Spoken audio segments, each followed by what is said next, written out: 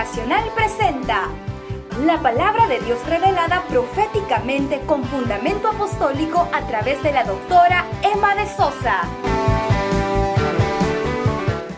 Quiero hablarle acerca de los que siguen a Jesús, o sea, los seguidores de Jesús. ¿Qué significa seguir al Señor? ¿Qué es lo que Él pide de nosotros? ¿Cómo podemos decir que realmente estamos para servir a Jesús? Vaya conmigo a Lucas capítulo 14. Vamos a leer del verso 25. Dice, grandes multitudes iban con Él. ¿Con quién? Con Jesús. Y volviéndose les dijo, si alguno viene a mí y no aborrece a su padre y madre y mujer e hijos y hermanos y hermanas y aún también su propia vida, no puede ser mi discípulo. Subraye, por favor, no puede ser mi discípulo. Y el que no lleva su cruz y viene en pos de mí, no puede ser mi discípulo. Otra vez, subraye. Porque ¿quién de vosotros, queriendo edificar una torre, no se sienta primero y calcula los gastos a ver si tiene lo que necesita para acabarla? No sea que después que haya puesto el cimiento y no pueda acabarla, todos los que lo vean empiecen a hacer burla de él diciendo, este hombre comenzó a edificar y no pudo acabar.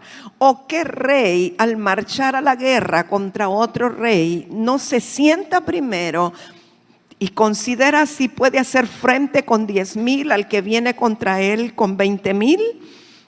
Y si no puede, cuando el otro está todavía lejos, le envía una embajada y le pide condiciones de paz.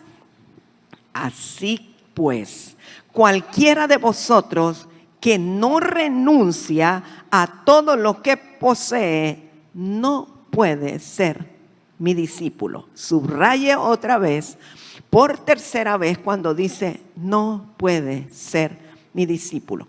A veces hemos entendido erróneamente todo lo que aquí habla.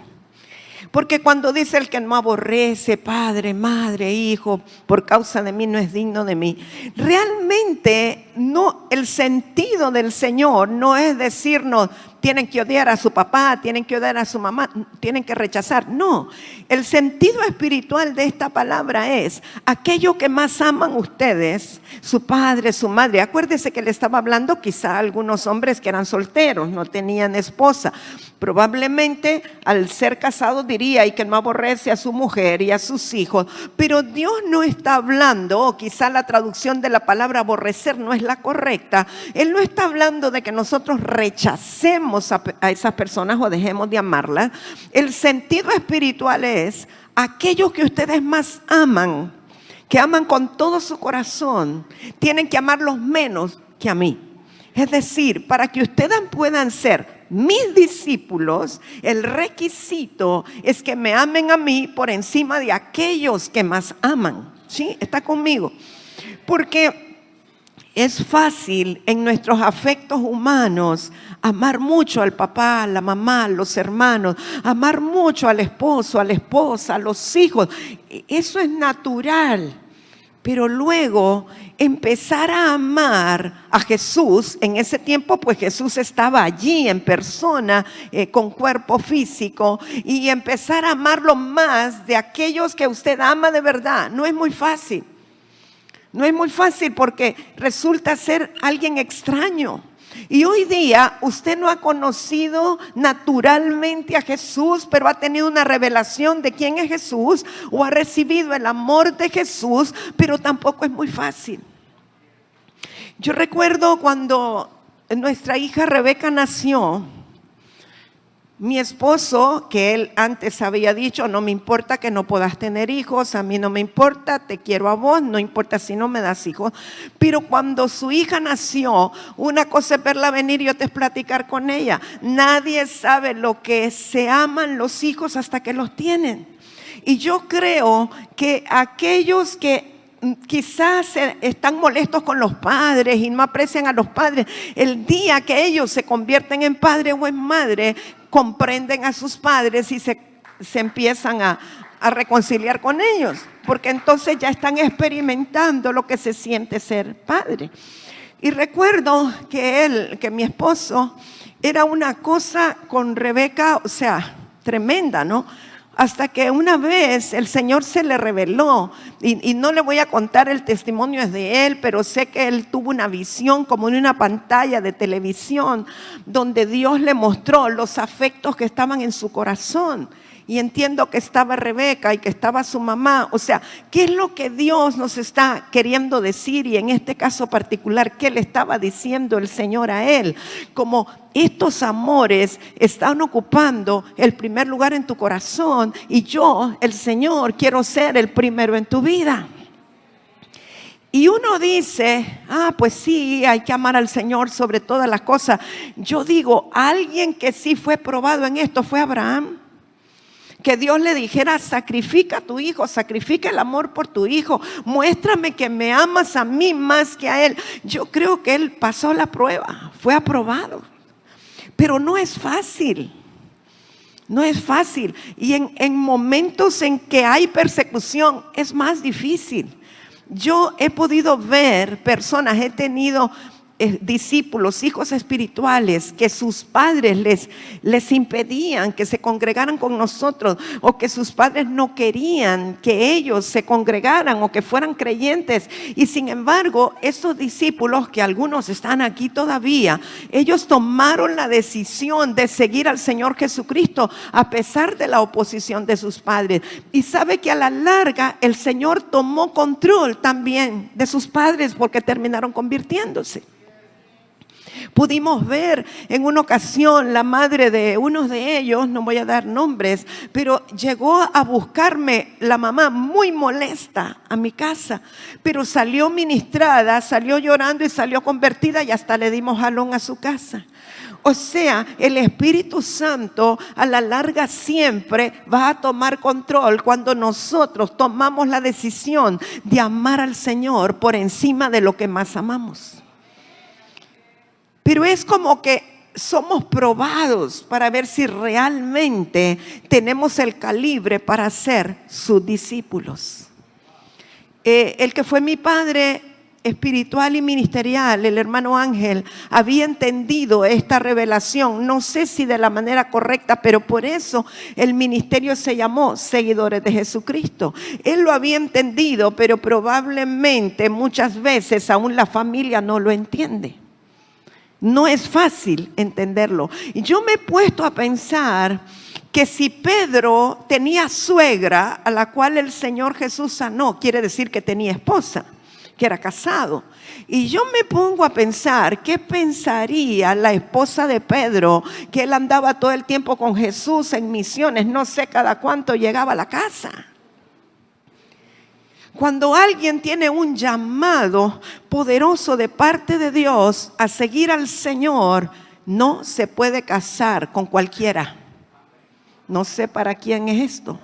Tiene que casarse con alguien que entienda el llamado y que entienda lo que significa amar a Dios por encima de todo y aún de las personas muy amadas. Habrá momentos que hay que tomar decisiones en el Señor y no todos van a tener la capacidad de comprender.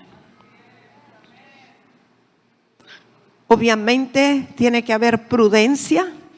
Tienen que cuidar la familia, yo lo entiendo, pero cuando hay una situación en donde tienes que tomar la decisión, no es fácil, y a veces el Señor prueba nuestro corazón.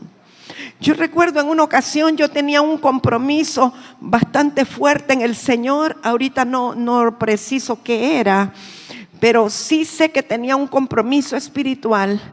Y mi hija mayor de pronto empezó con un ataque de asma muy fuerte que estaba complicado ya con neumonía. Y yo tenía el compromiso y por aquí la tenía ella enferma y yo comencé a pedirle dirección al Espíritu Santo. Y tuve la convicción de que el Señor la iba a sanar a ella si yo escogía al Señor. Pero no es fácil. Naturalmente, humanamente, uno dice, me quedo cuidando a mi hija. Y eso era lo que el instinto maternal me movía a hacer. Pero cuando queremos ser los discípulos del Señor, necesitamos entregar aún los afectos naturales y necesitamos entregar aún las emociones del corazón para poder escuchar bien al Señor. Y entonces decidí ir y cumplir aquel compromiso que tenía. Y cuando yo regresé, ella estaba mucho mejor y se sanó rápidamente, pero no es fácil, y sobre todo si son niños más pequeños. Entonces hay requisitos para poder ser discípulos del Señor, que son requisitos que a veces nos parece que no podemos alcanzar o no podemos cumplir.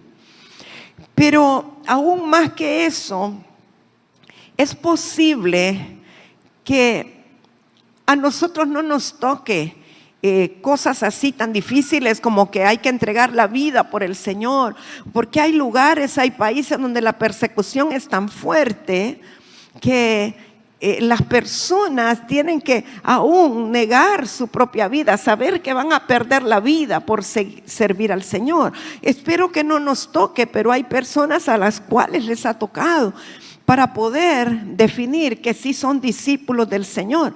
Pero en términos generales, lo que el Señor está diciendo es que debemos estar dispuestos a sacrificar todo para servirlo a Él. Porque este es el requisito que el Señor Jesús nos pide para poder ser sus discípulos. Y la expresión que Jesús usó para decirnos eso es que tome su cruz. Yo he escuchado a veces mujeres, no aquí, ¿verdad?, malinterpretar esta palabra, que tienen quizá una situación un poco conflictiva con el esposo y dicen, esta frase es muy común: ay, es que este hombre es mi cruz, es la cruz que me tocó. La única que puede decir eso aquí es Rosario, que le tocó un cruz. Bueno, y también Emily también, por supuesto. Esta es la cruz que me tocó. O sea, los maridos no son la cruz. Las esposas no son la cruz, por favor. No lo tomen como que, ay, yo soy tan abnegada que tengo que aguantar este marido que es mi cruz. No, por favor. Su marido es su bendición y su esposa es su bendición. La cruz tiene que ver con una negación personal, porque la cruz era el lugar donde clavaban a los malditos. Y entonces tomar la cruz cada día es: yo me niego a mí mismo hoy para hacer la voluntad de Dios. Tiene que ver con una negación personal constante y continua, porque Jesús dice que hay que tomar la cruz cada día. No sé si aquí en esta no, pero si en Mateo o en Lucas, no sé, dice tomar su cruz cada día. O sea que es una negación diaria, continua y constante. No es que un día cuando recibí a Jesús le dije: estoy dispuesto a tomar tu cruz, y luego me olvidé y pasaron 20 años. No, es que cada día me tengo que negar a mis propios deseos. Cada día tengo que negarme a mis propios afectos para decir: quiero seguir a Cristo. El ministerio de hermano Ángel se llamaba Seguidores de Jesucristo, porque la esencia era esa, que se negaran cada día, o nos negáramos cada día para seguir a Cristo. Entonces, el ir en pos de Cristo significa una obediencia total, comportarse de la misma manera que el Señor Jesucristo lo hizo. Solo esos son aptos para seguir a Cristo. Amados, ¿quiénes quisiéramos ser o somos discípulos de Cristo? Los estándares que el Señor Jesús puso son bastante altos. No es cualquiera. Hablar de ser un discípulo de Cristo está hablando de unos estándares altos de negación en nuestra propia vida. No es fácil, yo lo entiendo. Ahora, lo que yo veo en esta escritura es que somos nosotros, los seguidores de Cristo, los discípulos de Cristo, los que debemos de tomar la determinación, o los que decidimos si queremos seguir a Jesús o no. Él no impuso, Jesús no impuso. Él nos dio la oportunidad. Dice: si alguno quiere ser mi discípulo, niéguese a sí mismo, Tome su cruz cada día y sígame. Él estableció sus términos. Él no va a bajar el estándar. Él no está dispuesto a ceder. Nosotros somos los que vamos a determinar. Sí, estoy dispuesto. Está bien. Me niego a mí. Me niego a lo que me gusta. Me niego a complacerme a mí mismo y voy a seguirlo. Quiero ser su discípulo. Y algunas veces va a ser duro, va a ser difícil. Hay cosas en las cuales tenemos que negarnos que nos van a doler. En el alma nos va a doler. Y la cuarta característica en lo que estamos leyendo es que esto que dice de lo que tiene que cumplir el que quiere seguir a Cristo realmente es asombroso. Dice, así pues cualquiera de vosotros que no renuncia a todo lo que posee, no puede ser mi discípulo. Yo creo que esta característica es la que la mayoría de los cristianos tambalean. Que no renuncie a todo lo que posee. O sea, no quiere decir que nosotros vamos a despojarnos de todo, regalarlo todo y decir, ahora me voy a ir a hacer un asentamiento, una invasión y ya renuncié a todo. No está hablando de eso. Está hablando de que nosotros renunciemos al derecho que tenemos sobre aquellas cosas que Dios nos ha dado para administrar. Porque cuando nosotros entendemos por revelación que no somos los dueños, sino los administradores, entonces podemos renunciar a todo aquello que creemos que es nuestro, pero que realmente es del Señor. Y reconocemos que Él es el dueño, nosotros sus mayordomos, Él nos va a dar las instrucciones. Hay gente que dice, yo me quiero comprar un carro y que sea así como un van para poder darle jalón a los hermanos, porque es que todo es del Señor. Y Señor, yo te pido que me des ese busito, ese van, para que los hermanos ya no anden a pie, porque todo es tuyo, Señor. Y cuando el Señor nos da el busito o el van, se nos olvidó que todo era del Señor. Ay, no, es que está nuevecito, tiene hasta los plásticos en los asientos y tan chucos que van esos hermanos, más esas que se revolcaron ahí. No, me van a ensuciar el carro. Se nos olvida. Cuando nosotros vivimos un tiempo en el Merendón, en la montaña del Merendón, subir a ese lugar, y si no pregúntele a hermano Humberto, al pastor Humberto, perdón, y si no pregúntele a hermano Martín Jr., cómo es esa subida al Merendón, sobre todo cuando está lloviendo. Es una patinadera, la carretera angosta, lo que le queda a un lado es el abismo y al otro lado el paredón. O sea, a veces hay que decidir o se va a estrellar o se va a ir al vacío. Y necesita llantas especiales, lo de hacer es terrible, es un bailoteo así.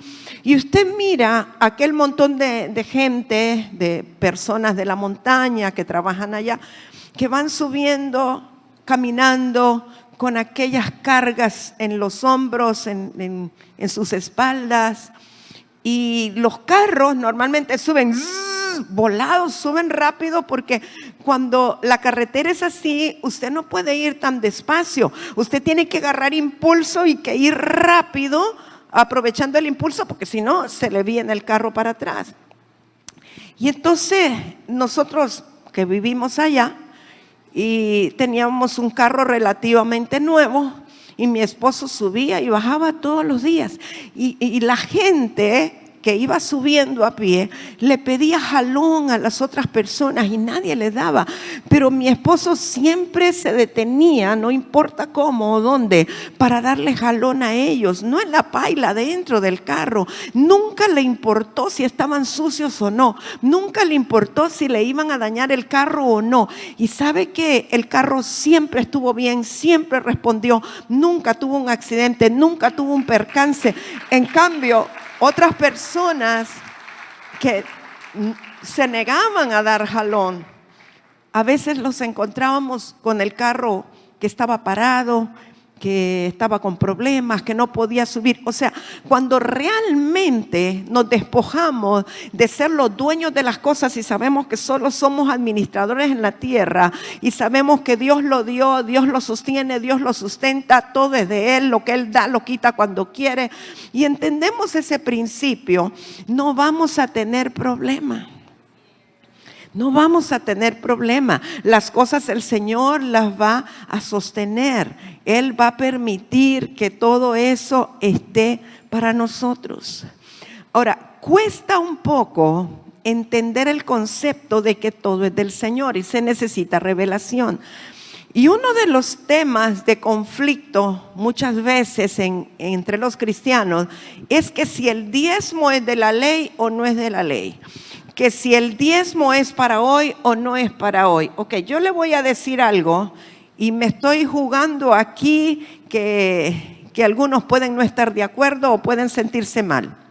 Sí, el diezmo era de la ley porque la revelación es que el 100% es de Dios. No, solo 2 estuvieron de acuerdo. El diezmo es previo, yo sé que cuando Abraham se encontró con Melquisedec, ya lo vamos a leer, él por revelación entregó los diezmos de todo, ok. Pero cuando el Señor Jesucristo vino, Él vino para comprarlo todo por precio de sangre. Y Él adquirió todo para dárselo al Padre. Y entonces cuando nosotros venimos a Cristo, debemos entender que Él nos compró a nosotros con todo y lo que tenemos. Aparentemente tenemos, pero no tenemos. Y cuando entendemos que Él es el dueño y el Señor de todo, entonces vamos a saber que cuando damos el 10%, el 90% no es nuestro. El 10% es lo que ofrendamos o que le devolvemos a Él de todo lo que nos dio, pero no es que solo el 10 es de Él y el 90 es mío, es que el 100 es de Él. Le estoy ofrendando mínimo el 10. ¿Me explico? Yo recuerdo cuando el apóstol Ronnie nos testificó de cuando él no tenía casi ingresos y le decía al Señor que le proveyera para dar, y entonces comenzó a dar el 10 y le dijo, no, el 10 no, yo quiero darte el 20, y Dios le multiplicó y le proveyó y le empezó a dar el 20, y Dios le multiplicó y le empezó a dar el 40, etcétera. No sé en qué porcentaje estará ahora, pero el punto es que lo que demos es nada comparado con que todo es de Él. El 100% es de Él. ¿Qué quiere decir eso? Que si el Señor te dice, dame tu carro, se lo vas a tener que dar y no vas a empezar a sacar cuentas. ¿Cuánto vale el carro? ¿Será el 10 o será...? No, se lo vas a dar todo. Y si te dice, dame tu casa, se la vas a tener que dar completa. No importa cuánto cuesta y si representa el 10, el 20, el 30 de lo que tú recibes. ¿Me explico? Yo les he contado, creo, y solo lo voy a hacer para ilustración de algunos que tal vez no lo sepan. Cuando vivíamos en la zona americana, donde todo el mundo quería vivir en ese tiempo, ahora no lo sé, pero en ese tiempo sí, todos querían vivir ahí. Y había seguridad y todas las áreas verdes, todo muy, muy bonito. Y vivíamos ahí y ahí comenzó la obra del Señor en nuestra casa, ahí comenzó el ministerio, una gran bendición. Muchos de los que están aquí se convirtieron al Señor en ese lugar. Y como teníamos visitas de misioneros y gente que llegaba de otros ministerios, empezamos a expandir la casa, empezamos a agregarle más habitaciones, más baños. Llegó a tener 8 habitaciones y 7 baños. 2 salas y no sé cuánto más. Y entonces, bueno, era una casa muy bien valorada, pero un día Dios me habla y me dice que venda la casa. Obviamente para mí no era fácil decirle a mi esposo, fíjate que Dios me dice que vendamos la casa. Pero él siempre ha sido muy dócil a la palabra del Señor y me dijo, si estás segura que Dios te lo dijo, hay que hacerlo. Así que Dios me dice la cantidad por la cual hay que venderlo, me dice quién va a ser el cliente, que vaya, lo visite. Naturalmente hablando, todos decían, ¿quién va a querer comprar una casa con 8 habitaciones y con lo que cuesta. En La Lima era un poquito complicado. Así es que hablé con la persona que Dios me dijo que era quien lo iba a comprar. Era una institución, pero la persona que estaba a cargo. Y ellos fueron a ver la casa, estuvieron de acuerdo con la cantidad, con el monto, y la casa se vendió. No era fácil para alguien deshacerse de algo que en aquel momento representaba un estatus, representaba dinero, representaba muchas cosas, pero yo estaba segura que Dios me la había pedido. Y cuando Dios te pide algo es porque algo mejor te quiere dar. Debes de entender que cuando Dios te pide algo no debes rehusarlo porque algo mejor tiene Él. Y si hay algo terrible que puede ocurrirnos es apegarnos a lo natural y a lo material y decirle no al Señor porque estamos sentimentalmente apegados a algo cuando Él nos lo pide. Así que hicimos todo lo que había que hacer y cuando ya tenía el dinero el Señor y ahora ¿esto para qué? Y el Señor me habló que construyera lo que hoy es la escuela Sunshine, por lo menos la primera etapa. ¿Quién en sus cabales, naturalmente hablando, vende la casa, construye una escuela que no es suya y se queda rentando en un lugar? Tiene que ser Dios. Tiene que ser Dios quien te hable. Pero yo puedo decirle que yo me siento muy bendecida en el lugar donde estoy y muy satisfecha de haber obedecido al Señor. Y yo recuerdo que los que iban a inscribir a sus niños allí en 1999, en el mes de mayo, yo hablé con los hermanos Martín y Rosario que íbamos a abrir una escuela y me dice, pero estamos en mayo, ¿y cuándo van a empezar las clases si no hay nada? Bueno, como por la gracia del Señor teníamos el dinero, pero nosotros somos así, de un día, usted se acuesta que no hay nada y se levanta y ya está todo. O sea, así fue. Eso en mayo no había construcción, ¿cierto, amados? Pero el 1 de septiembre ya estaban las instalaciones. O sea, yo no sé, tiempo récord, ya ni me acuerdo quiénes serían esos carpinteros albañiles superestrellas, tal vez el pastor Elías recuerda, pero que lograron hacer eso en mayo, junio, julio, agosto, 4 meses. Todo lo que ahora es primaria. Dice el pastor que le modificamos el diseño, que nos perdone, pero que el triángulo no era así porque queríamos meter más aulas, creo yo. Pero bueno. Lo que quiero decirle que nosotros no podemos apegarnos a absolutamente nada, porque nada es nuestro.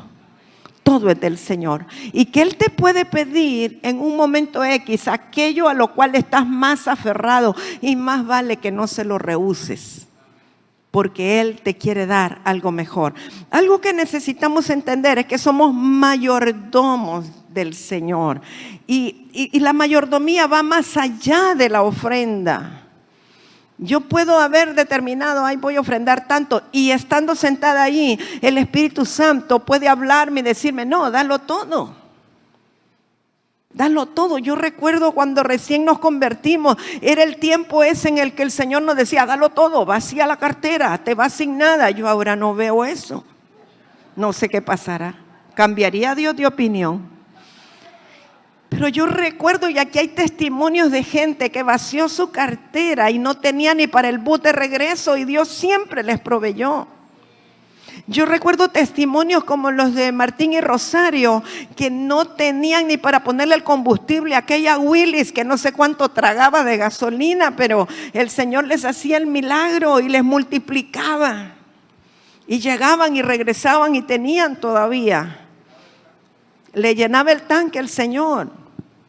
Yo recuerdo haber ido a la gasolinera y no tener para ponerle, porque íbamos a orar siempre en las madrugadas allá al centro, y ver cómo un billete caía de adentro de la capota del carro donde yo no había metido dinero para poder pagar el combustible. ¿Pero por qué? Porque entendíamos ese principio de que todo es del Señor.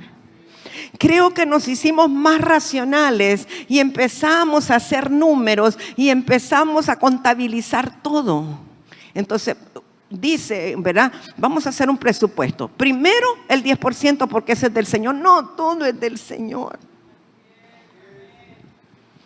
Tenemos que estar listos para cuando Él nos hable y nos pida. Y a veces nos incomoda tal vez que lo que Dios nos pide es lo que más queremos. Y a veces nosotros decimos, no, esto no, mejor esto. Y el Señor te dice, esto. Porque Él lo que quiere es establecer su gobierno y su reino sobre nosotros para que seamos verdaderamente sus discípulos y que seamos los administradores de todo lo que Él nos ha dado a administrar. Así es que, mis amados, tanto lo que usted da como lo que usted se queda, todo es de Cristo. Y entonces la pregunta es, ¿qué tan buenos mayordomos somos para el Señor? ¿Qué tanto nos reservamos para nosotros? ¿O qué tan seguros estamos de que todo eso está a la disposición del Señor? Y si es así, entonces, ¿qué tan buenos seguidores de Cristo somos? Yo quiero que lea conmigo algo que usted lo sabe y lo conoce, y es acerca del joven rico. Vaya a Marcos capítulo 10. Vamos a leer el verso 17. Al salir él para seguir su camino, vino uno corriendo. Se refiere a Jesús, ¿verdad? Que iba a seguir su camino. Vino uno corriendo, no dice el nombre. Hincando la rodilla delante de él, ya sabe cómo, ¿verdad? Está así, bueno. Le preguntó, maestro bueno, ¿qué haré para heredar la vida eterna? Jesús le dijo, ¿por qué me llamas bueno? Ninguno hay bueno, sino solo uno, Dios. Los mandamientos sabes, no adulteres, no mates, no hurtes, no digas falso testimonio, no defraudes, honra a tu padre y a tu madre. Él entonces respondiendo le dijo, maestro, todo esto lo he guardado desde mi juventud. Entonces Jesús mirándole, le amó y le dijo, una cosa te falta, anda, vende todo lo que tienes y dalo a los pobres y tendrás tesoro en el cielo. Y ven, sígueme, tomando tu cruz. Pero él, afligido por esta palabra, se fue triste porque tenía muchas posesiones. ¿Usted cree que a Jesús le importaba que los pobres dejaran de ser pobres? Si él mismo dijo que pobres siempre tendremos. A Jesús lo que le importaba era poner en evidencia el corazón de aquel muchacho que quería seguirle, quería la vida eterna, pero no estaba dispuesto a despojarse de todo. Jesús le dijo, vende todo lo que tienes y dalo a los pobres, pero eso no quiere decir que para nosotros ser seguidores de Cristo tenemos que vender todo y quedarnos en la calle. No, Jesús pudo discernir por dones del Espíritu Santo que aquel joven estaba apegado a las riquezas y apegado a lo que tenía y que por lo tanto no iba a estar dispuesto a despojarse de ello. Para otra persona pudo haber sido que tenía como ídolo a su novia, a su esposa o una casa o qué sé yo. En el caso de este joven, él tenía, dice, muchas posesiones y Jesús sabía que le era muy difícil despojarse de aquello. Las tenía en el corazón. Y dice que el muchacho no estuvo dispuesto. O sea que aunque quería la vida eterna y quería seguir a Jesús, no fue capaz de cumplir lo que Jesús le pidió. Y dice que Jesús lo quedó viendo con tristeza, lo vio alejarse y él triste se quedó. Hay quienes dicen que este varón después se arrepintió y que después vino y siguió a Jesús. No sabemos, no tenemos así una evidencia. Pero así como este joven, puede pasarnos a cualquiera de nosotros. Siga en verso 23. Entonces Jesús, mirando alrededor, dijo a sus discípulos, cuán difícilmente entrarán en el reino de Dios los que tienen riquezas. Fíjese bien cómo lo dice Jesús en el verso 23, porque después él corrige y lo dice de otra manera. Entonces, verso 24. Los discípulos se asombraron de sus palabras, pero Jesús respondiendo volvió a decirles: hijos, cuán difícil les es entrar en el reino de Dios a los que confían en las riquezas. Primero él dice los que tienen riquezas, pero ahora él está enmendando y dice a los que confían en las riquezas. O sea, lo malo no es tener la riqueza, lo malo es poseerlas, tenerlas en el corazón y confiar en las riquezas. Más fácil es pasar un camello por el ojo de una aguja que entrar un rico en el reino de Dios. Y aquí cuando dice rico no está hablando de todos los que tienen propiedades, está hablando de aquellos que confían en las riquezas y que las tienen arraigadas en el corazón. Ellos se asombraron aún más, diciendo entre sí: ¿quién pues podrá ser salvo? Entonces Jesús mirándolos dijo: para los hombres es imposible, mas para Dios no, porque todas las cosas son posibles para Dios.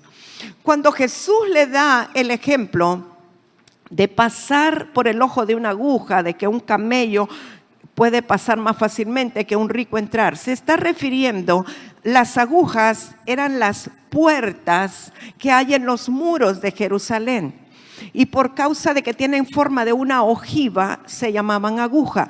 Y está hablando de que cuando los camellos venían cargados en la noche, los camellos tenían que hacer como una genuflexión, inclinarse así, para que toda la carga que traían pudiera pasar a través de la puerta, pero aún así era sumamente difícil porque esas puertas son bajas, no son altas.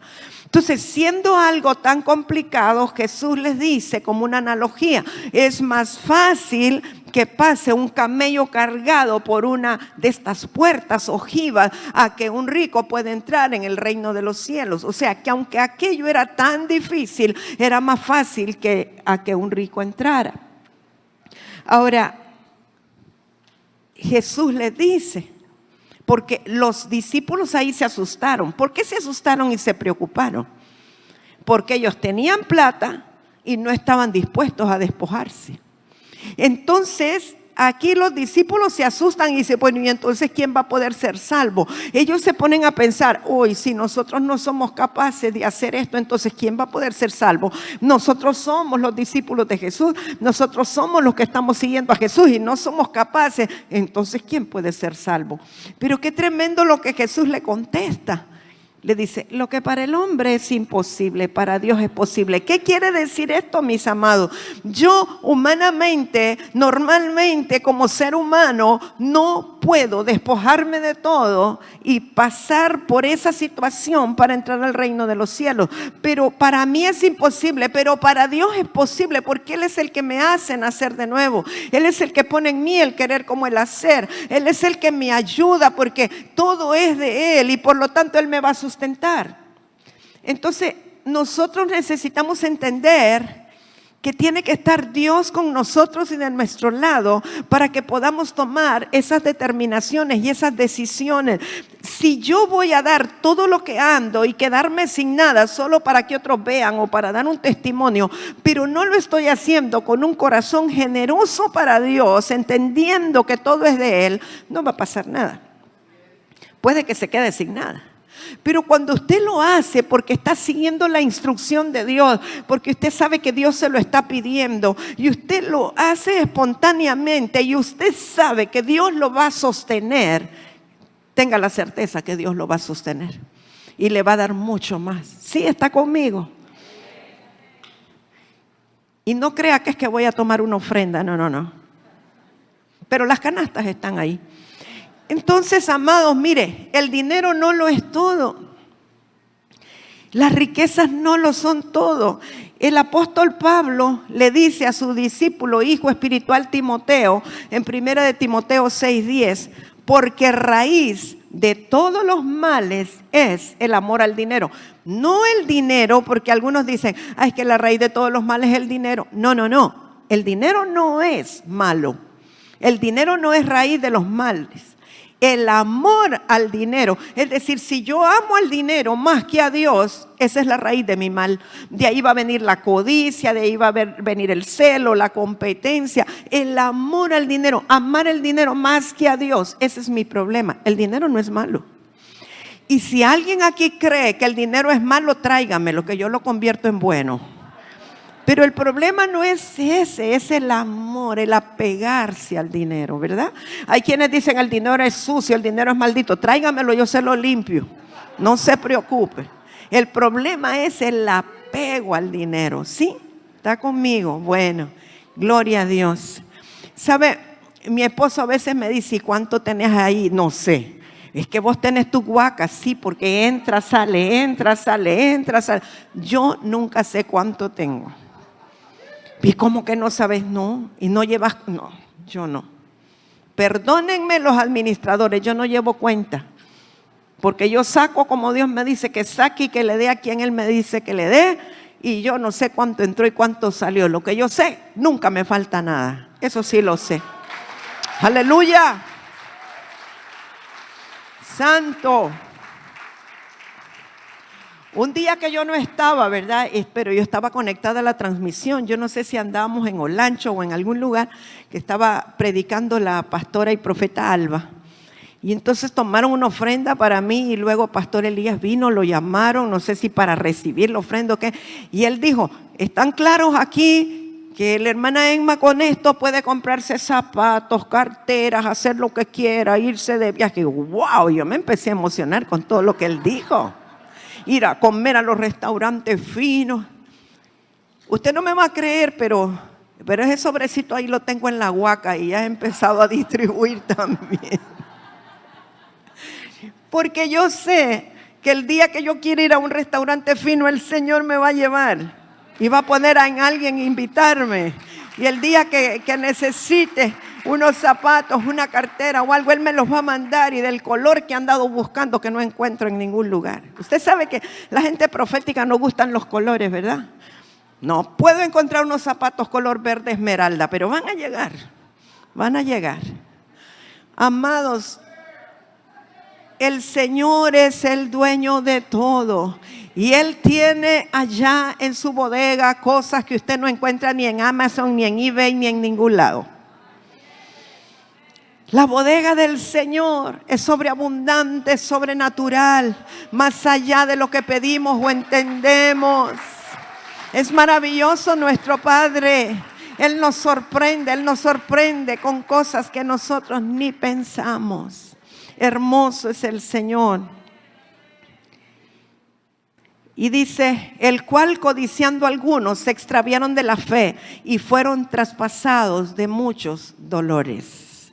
Y luego Mateo 6:21 dice, donde esté tu tesoro, allí estarán también los deseos de tu corazón.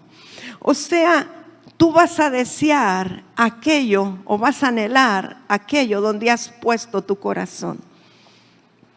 Allí está tu deseo, donde está tu corazón. ¿Dónde está tu corazón, mi amado? ¿Está en el Señor? ¿Tu anhelo es agradar al Señor? ¿En dónde está tu corazón? Allí está tu tesoro.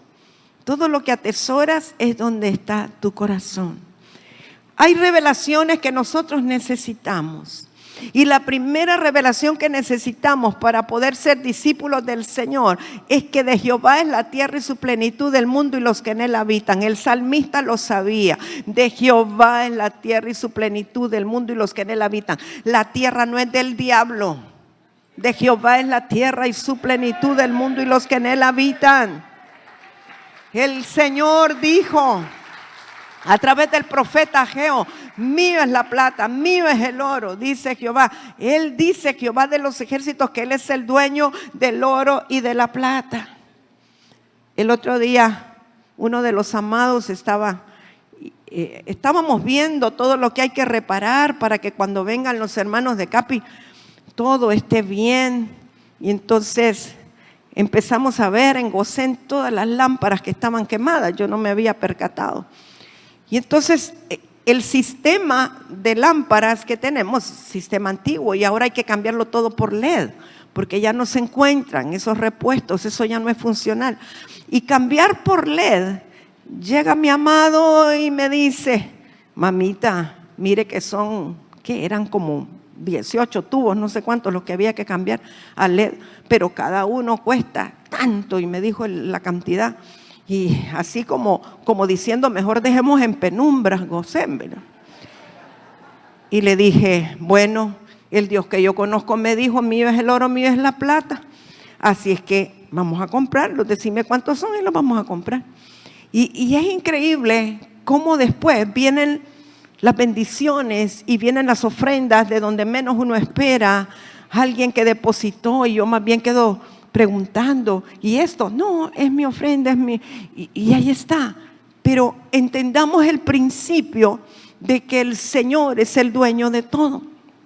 Y yo le dije, no voy a restringir nada, que la casa del Señor no esté bien, no esté honrosa, no esté bonita, no esté con luz, no esté agradable para los hermanos, pensando en que no tengo el dinero. Yo nunca pienso que no tengo. Hay dos cosas que he aprendido en el Señor que debo sacar de mi vocabulario. No puedo y no tengo. Porque todo lo puedo en Cristo que me fortalece y porque Él es el dueño del oro y la plata. Así es que en Él somos capaces. En Él se puede. Si yo empiezo a ver solo mi limitación natural, nunca voy a avanzar. Por eso Dios no puede llamar como líderes visionarios a gente que se fija solo en sus circunstancias. Tenemos que ver a un Dios grande que es el dueño de todo, que de Él proviene todo. Cuando entendemos eso, nada nos va a detener y nada nos va a limitar. Tengo un proyecto que ese todavía, Roger, no lo he cuajado, pero con esta palabra a lo mejor me animo. Y es un LED wall, se llama, ¿verdad, Pastor Elías? Toda una pared aquí LED con proyección completa. Ayúdeme a orar, por favor. Usted no quiere saber cuánto cuesta, porque cuando usted se dé cuenta lo que cuesta, usted me va a hacer contrapeso en la fe. Entonces yo no le voy a decir. Aquí solo hermano Roger y Pastor Elías saben, y espero que ellos no me hagan contrapeso, sino que me ayuden a creer lo que dijo el Señor. Mío es el oro, mío es la plata. Así dijo Jehová de los ejércitos. Usted se imagina qué maravilloso. Ya no hay que, perdonen las decoradoras, les vamos a dar el sobre blanco, porque cuando eso ocurra ya no se va a ocupar decoración. Y ya va a ver usted cómo pronto eso va a surgir. Y no es por algo de ego, no, Dios sabe que no, es porque quiero que todo para el Señor sea lo mejor que podamos y que nada nos detenga. Así es que necesitamos la revelación de que todo es de Dios, de que somos sus mayordomos. Si somos sus hijos, somos sus mayordomos, somos sus discípulos. Y sabe que un buen administrador no está ahorrando para el día de mañana por si acaso pasa algo malo. Un buen administrador puede estar ahorrando por un proyecto que tiene mañana, pero no por si pasa algo malo. Ay, es que tengo esta guaquita porque qué tal que me pase algo malo y después no tengo cómo afrontarlo. O que él tiene cosas nuevas y no, eso hay que guardarlo. ¿Cuántos de ustedes, amadas hermanas, esto es más con las hermanas, que tienen una vajilla linda, hermosa, preciosa, pero no la usan de diario? No, esta hay que guardarla cuando vienen visitas. Dígame quién hace eso. Ay, no se quieren dar color. Usted sí, ¿verdad, ma? No, es que lo tengo guardado para cuando haya una ocasión especial. Yo nunca olvido cuando la inundación que hubo antes del Mish. Pastor Remo se va a acordar porque él llegó a la casa a auxiliarnos en el momento que se estaba quebrando la puerta de vidrio. Y le habían regalado a mi esposo unas camisetas lindas de colores, pero él las tenía guardadas para algún momento. Y cuando entra aquella agua sucia, hermano, lo primero que veo nadando eran las camisetas de colores lindos. Yo dije, ya no se las puso nunca. Entonces, a veces estamos guardando cosas para un día, por si acaso algún día. Amados, yo creo que el Señor está con nosotros todos los días y lo podemos agradar a Él todos los días. Todos los días es un evento especial, así es que si Dios le da y le permite, estrene todos los días. Saque a relucir sus galas, que es para Él, para Él, para Él, para Él, ¿verdad? Así es que, amados míos, un buen administrador sabe invertir para hacerlo multiplicar. Y si somos buenos mayordomos, el Señor nos dará más y más para que lo hagamos sobreabundar. El problema es que al que no lo multiplica se le va a quitar, pero aquel, aunque se le haya dado poco y lo multiplica, se le va a dar más para que lo siga multiplicando, porque esa es una ley espiritual, la multiplicación. ¿Sabe que hay un concepto? Y no es esto, ¿verdad? Lo que estamos hablando, porque estamos hablando de los discípulos del Señor, pero siento mencionarlo. Ha habido personas que por ser malos administradores o malos mayordomos no han podido manejar bien las tarjetas de crédito. Esto es más común de lo que usted se imagina. Y entonces se enjaranan o toman o compran con la tarjeta de crédito algo que está por encima de su capacidad para pagar. Y entonces cuando acuerdan, el banco les cobra unos intereses exagerados, exorbitantes, y termina pagando 10 veces más del monto. Ahora, el problema es, o más bien, el problema no es que las tarjetas de crédito son del diablo, son de un sistema humano, pero no son del diablo. Ya dijimos que de Jehová es la tierra y su plenitud del mundo y los que en él habitan. Entonces el diablo no tiene nada aquí. El problema es que somos malos administradores.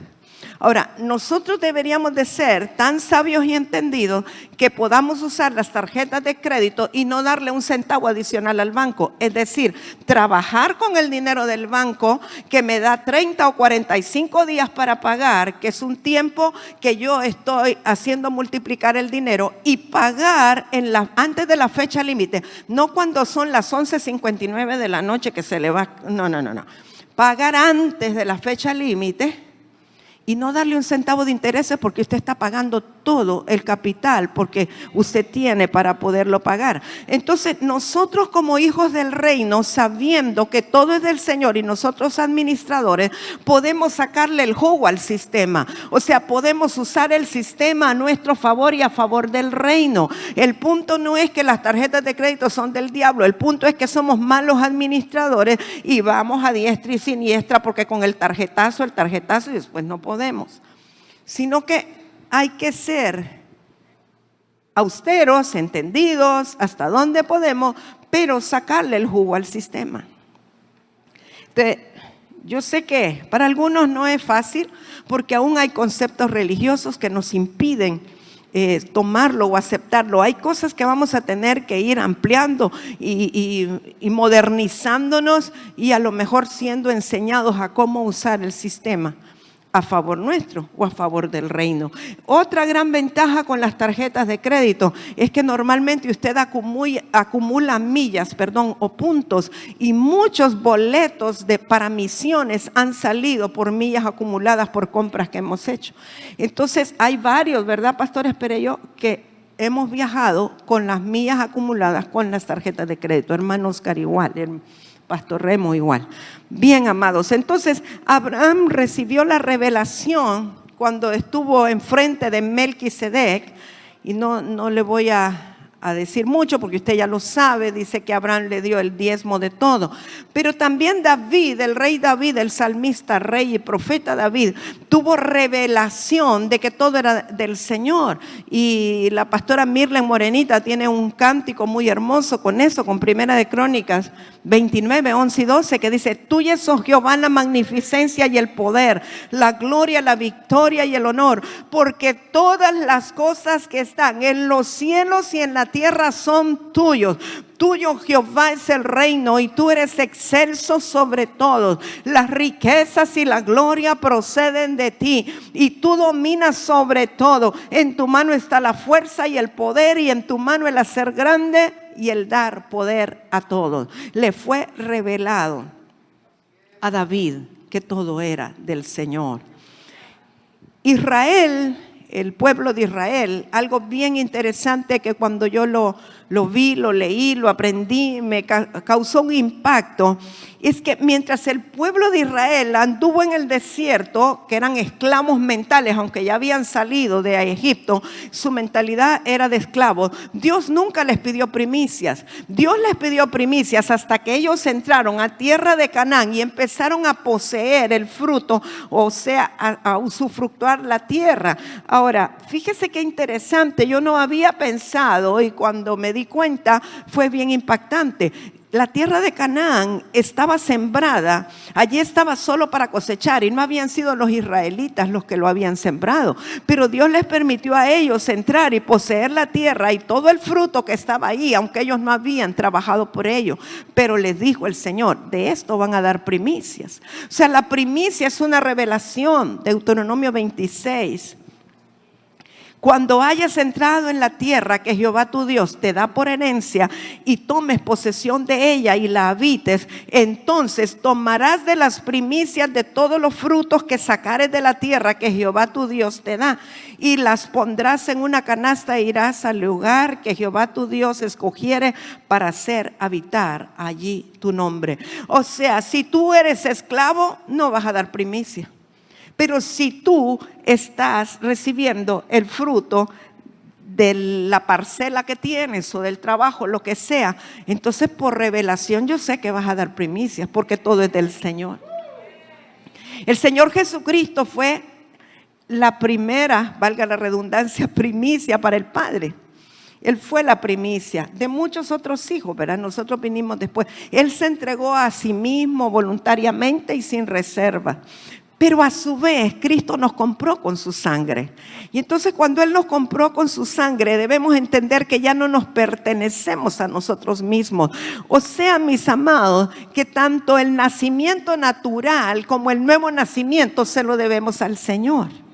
Usted no hubiera nacido de papá y mamá si no fuera por la voluntad de Dios. Pero usted no hubiera nacido de nuevo si no fuera por la voluntad de Dios. O sea, tenemos gratitud para con Él porque existimos, porque tenemos un cuerpo, porque nacimos de un papá y de una mamá. Pero tenemos gratitud porque nos hizo nacer de nuevo, nacer del agua y del Espíritu. Entonces no nos debemos a nosotros mismos. Usted no existe porque usted lo deseó, porque usted lo quiso. No, fue por la voluntad del Padre. Usted no pidió nacer. El Padre lo hizo nacer, y tampoco pidió nacer de nuevo. Nadie fue y dijo: Dios, hazme nacer de nuevo. No, fue la voluntad del Padre. Le debemos todo a Él. 2 nacimientos que le debemos a Él, del agua y del Espíritu. Todo es suyo. Entonces cuando decimos todo es suyo, de Jehová es la tierra y su plenitud, estoy diciendo indirectamente: yo soy suyo, le pertenezco, yo soy de Él. Yo no soy mío. Yo no me mando a mí misma. Yo no tengo la libertad, o no debería de hacer lo que me dé la gana con las pertenencias, porque todo es de Él y yo solo soy su mayordomo. Si viniera esa revelación a nosotros, mis amados, entenderíamos que nosotros mismos somos la mejor ofrenda para el Padre. Nosotros como personas, como individuos, somos la mejor ofrenda para el Padre, porque todo es de Él y le pertenecemos. Que no seamos como el joven rico, que lo que Dios nos pida estemos dispuestos a darlo.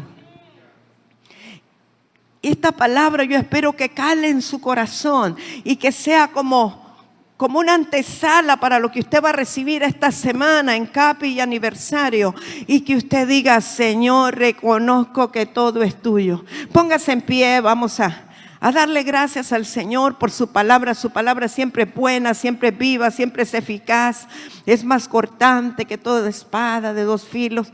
te doy gracias, Señor. Vamos, dígale, te doy gracias. Y yo percibo que quizás hay algunos que están batallando materialmente con proyectos, con empresas que no salen adelante, que están confusos. Y es porque les falta la revelación de que todo es del Señor. Entreguen la empresa. Si usted quiere como un acto profético venir y hacer como que está depositando la empresa en las manos del Señor y quita sus manos para que Él la tome, hágalo por favor. Hágalo. Es tiempo de entender que solo somos sus mayordomos. Entregue todo en las manos del Señor. Todo es de Él. Este ministerio es del Señor. Las iglesias Piedras Vivas son del Señor. Las iglesias Hijas Ministeriales son del Señor. La escuela cristiana bilingüe Sunshine aquí en San Pedro es del Señor. Él la sostiene, Él la ha sustentado. Todo es suyo. No pretendamos meter nuestras manos y arruinarle al Señor sus planes. A veces queremos humanamente resolver las cosas, pero todo es de Él. Obedezcamos su palabra y entendamos que solo somos mayordomos. Aleluya, levante sus manos. Reciba lo que está cayendo. Reciba del cielo lo que el Espíritu de Dios está liberando ahora para aquellos que creen, para aquellos que deciden, para aquellos que se disponen. No importa que Dios te mande a sembrar en la tierra de Gerar, donde no ha habido ninguna multiplicación, pero por su palabra y porque tú sabes que todo es de Él. Hoy es un día de cambio. Hoy es un día de cambio. Hoy es un día de revelación. Hoy es un día de ensanchamiento. Hoy es un día de entregar aún nuestros pensamientos al Señor. Espíritu de Dios, muchas gracias. Padre, todo es tuyo. Todo es tuyo, todo es tuyo. La magnificencia, el poder, la honra, la gloria son tuyos, Señor. La palabra viene de ti, viene de tu corazón. Te amamos, Dios, te bendecimos. Nos entregamos plena y totalmente. Te entregamos nuestros hijos, te entregamos nuestras generaciones, te entregamos los nietos, los sobrinos, te entregamos todo lo que nos detiene, lo que nos sostiene, lo que nos impide. Todo lo soltamos en esta hora. Abigail, la empresa es del Señor, no es de Hugo, no es tuya, es del Señor. Declaro prosperidad en esa inmobiliaria, entendiendo que todo es del Señor. Aleluya, aleluya. Pastor Dodánime, aleluya. Espíritu de Dios, gracias. Rompemos esquemas esta mañana, rompemos estructuras viejas esta mañana. Establecemos, Señor, la revelación como prioridad. Todo es tuyo, todo es tuyo, todo es tuyo. Somos tus mayordomos, Señor. Somos tus ministros, somos tus hijos, somos tus siervos. Todo es tuyo, Espíritu Santo. Todo es tuyo, papito lindo. Todo es tuyo, Cristo. Cristo, enséñanos a ser buenos administradores, buenos mayordomos. Quique y Ana Rebeca, por favor, vengan un momentito aquí. Espíritu de Dios. Sí, Señor. Espíritu Santo, levanten sus manos, Quique y Ana. Hace rato el Señor me pone en el corazón. Lo desato en el nombre de Jesús a una nueva dimensión de prosperidad. Yo estoy recibiendo algo en mi corazón. Ustedes se han hecho partícipes de una contaminación de alguien más y están llevando las consecuencias. Los libero en el nombre de Jesús y declaro que son libres para recibir todo el fruto de la cosecha, para recibir toda la compensación del Padre. Muchas veces, Enrique, las buenas intenciones son enemigas del Espíritu. Pídanle dirección al Espíritu Santo. Hagan solo lo que el Espíritu de Dios les indica que deben hacer. Benditos son, benditos sus hijas, sus generaciones, bendita su empresa. No solo la de ella, la de los dos. Benditas las empresas. El Señor abra los cielos para ustedes en esta hora y comience una nueva temporada para sus vidas, que puedan ver un antes y un después, un parteaguas en el nombre de Jesús. Aleluya, aleluya. Pastor Dodánime, Gracias. Santo. Gracias, gracias, Señor, por tu palabra.